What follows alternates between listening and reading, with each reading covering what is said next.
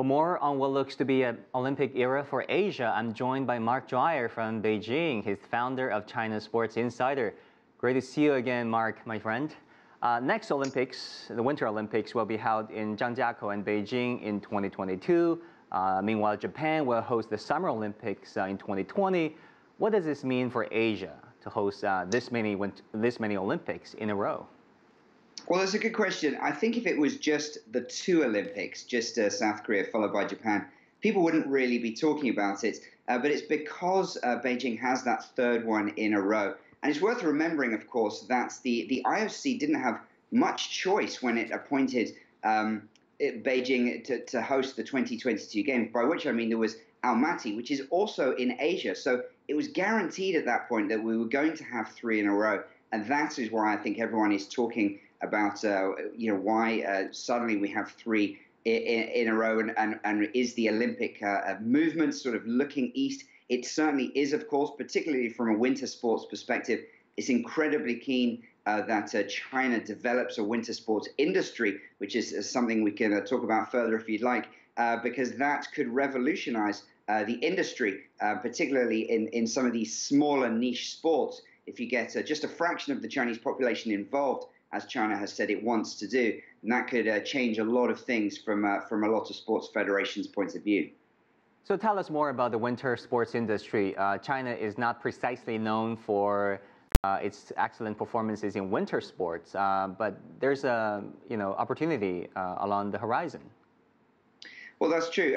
Everyone sort of remembers how well China did in 2008 when it topped the medal table, certainly in terms of number of gold medals won, because it's focused on Olympic sports traditionally. But as you said, that has been the Summer Games. But it all fits into the wider movement here announced about 3 and a bit years ago to grow China's sports industry into what it hopes will be the biggest sports industry in the world by 2025, worth about $800 billion US dollars, or 5 trillion renminbi. So that is why they're trying to grow sports across all sports, not just winter sports. But winter sports is going to be a big part of that because of this build-up to 2022. And it's hoping that the winter sports industry can ride that wave, as it were, to try to develop some of these sports, which would then result in a significant contribution to GDP as the sports economy sees some serious growth here in China.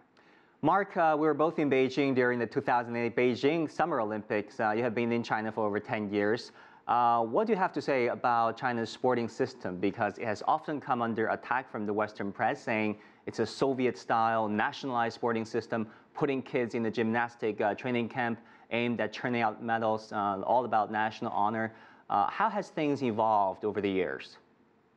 Well, it's a very, very interesting question and tough to answer in just a minute or two. But certainly in the past, we've seen a lot of focus, as you said, sort of almost manufacturing Olympic athletes. And that's been very, very successful, particularly in the individual, more repetitive sports such as diving and gymnastics, where China has seen great success.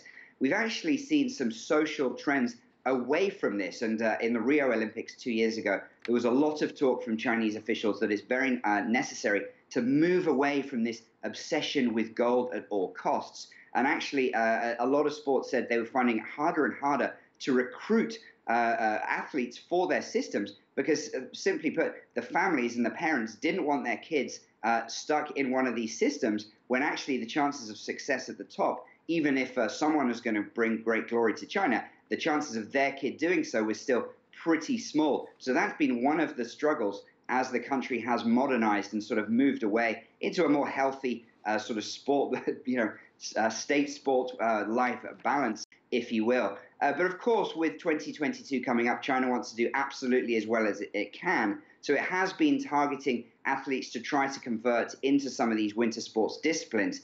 So there's a little bit of a sort of a paradox, really, with this move away from golden obsession, but also trying to do as well as it can on home soil 4 years from now. Mark Dreyer, founder of China Sports Insider, thanks so much for your time.